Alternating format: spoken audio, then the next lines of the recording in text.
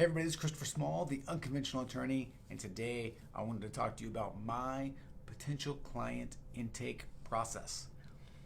Before I do that though, I want to beg you, plead you, remind you, encourage you to sign up to be a guest on the new segment of the podcast that I've got going on. It's called the Attorney X Show.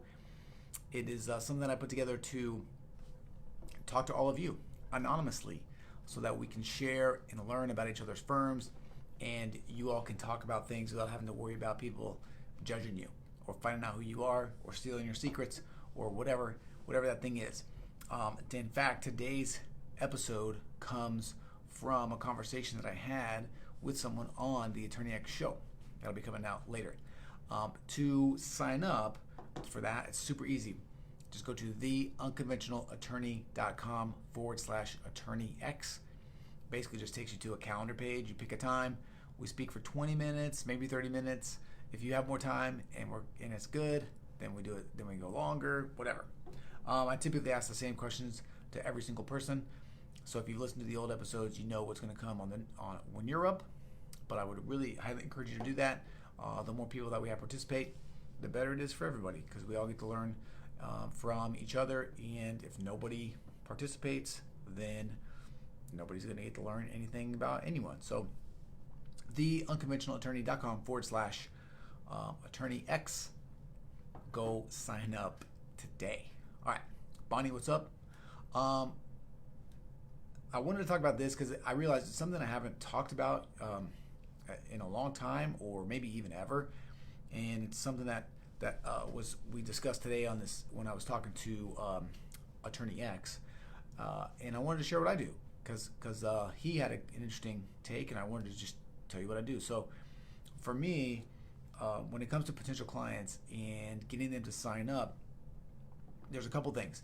I want to make everything that I do with clients, potential clients, with everyone, as easy as possible. Okay, I want to eliminate any barriers to entry. So I'm always thinking about, how can I make this easier? How many times do they have to click? Like, what are they thinking about as they go through the process? How can we make this easier? How can I make it easier for them to say yes to me? How can I make it easier for them to sign up? How can I make it easier for them to do everything? All right, so that all starts with a calendar sort of booking procedure. And there are two ways that I do it. I have a virtual receptionist. I think they're called virtualreception.com. Okay, I've been using them for years, and they are very good. They are relatively cheap, and like I said, I've just been using them forever. They're not perfect. Nobody is, but they're really, really good. I recommend them 100%. So if somebody calls them, they basically say, "Thank you for calling CMS Law Firm. This is Julie. How can I help you?" If somebody says they are a new client, they say, "Okay, what are you here for? Estate planning or probate?" And they walk them. Basically, they have the calendar open on their website, and they fill in just all the information that's on the calendar entry, so they can see what times are available. They know what questions to ask. It's super simple. Once that happens, then the potential client is put into an automated sequence to remind them of our time to meet. And I do meetings over the phone or in person. It's up to them. And then on a date and time, we meet. I ask a series of questions related to estate planning and or probate, depending on what they're asking. It's all the things that you would want to know. So if you are in estate planning or probate, you can go to my website and find and see the questions literally.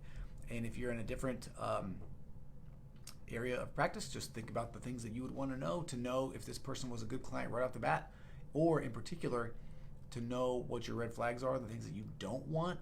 I would definitely ask those questions, because if they answer a question that you don't, that shows you don't want them, I wouldn't even have that meeting.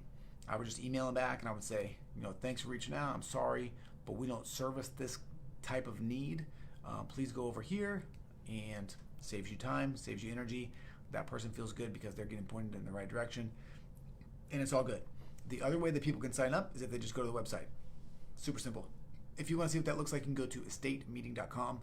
That's my booking page. Super simple. Okay. Now, there's another way that people come into my life, and that is by referral. from occasionally I'll get referrals, and when I do, if I get them via email, then I respond to the person and I say, hey, thanks. The easiest way to sort of get started is to book a time, go to this link, and pick a time. That's step one. Then I have an automation in ActiveCampaign that I will go and put them into. Basically every 3 days for like 9 days or 12 days or 15 days or something like that, it follows up with them and it just says, hey, thanks for reaching out. I'm just checking in. You haven't booked time yet. If you're interested, here's a link. It's not pushy or salesy. There's no testimonials. There's no information. No nothing. It's just literally like, hey, I'm just checking in with you again. If you want to sign up, that's cool. Okay? And that's that. By the way, it's fine. We won't do that. So I use ActiveCampaign for that. You probably just heard of, if you wait till the end, you'll hear how to get the how you can get all my automations for free, which is cool. So I do that. Once I have the meeting, one of two things happens.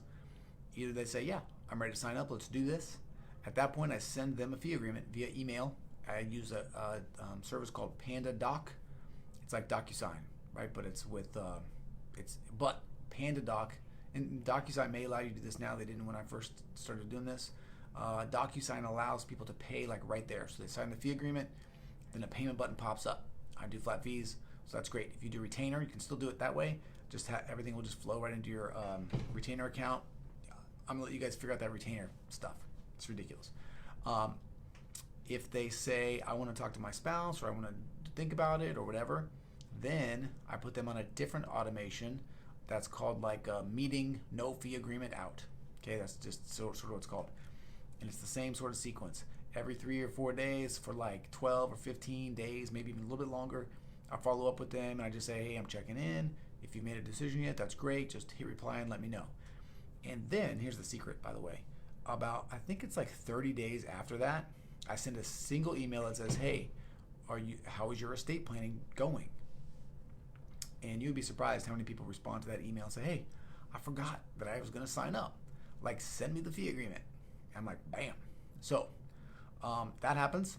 And once they sign up, then they get in the system and they go from there. So when I do my potential client meetings myself, I know that some people have like intake specialists do them, and that's awesome. I would highly encourage you to utilize that if you can.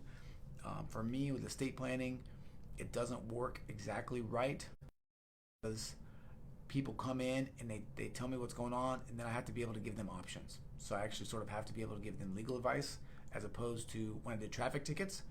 People come in, they say, I got a traffic ticket. I had an intake specialist that would basically say, we can fix your ticket. It's $250. If you want to sign up, it's right here. I know someone that also does that with criminal defense in the same way. Somebody comes with a DUI, they say, look, we can help you with your DUI. This is our price. Let's do this. Our attorneys are good. Let's go. So if you have something like that, I would highly encourage you to consider doing that.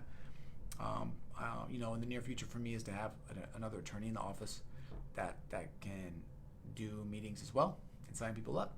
And that's how you can get that off your plate. I'm always thinking as well, by the way, about how to get this stuff off of my plate. And you should be doing the same thing. So that you can do your highest and best thing, which is make fun videos like this, talk to cool people like you, and otherwise just think about what you want to do with your life, grow the business, all that kind of stuff. All right? So that's it. That is my intake process in a nutshell, very, very quickly. If you enjoyed that, good.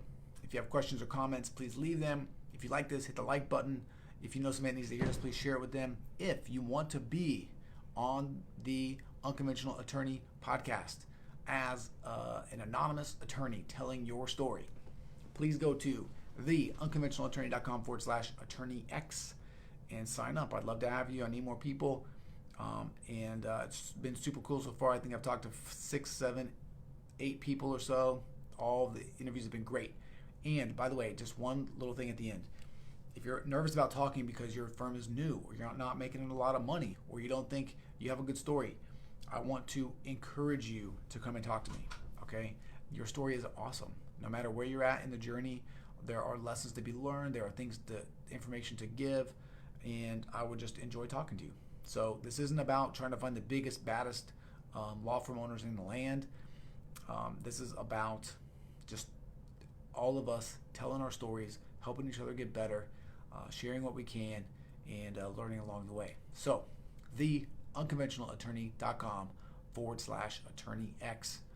Go and book a time, and we can talk, me and you, one-on-one. So, that's it. Thank you for your time. I am Christopher Small. I am the Unconventional Attorney. Again, thank you for your time, and I will talk to you again tomorrow, probably. See ya.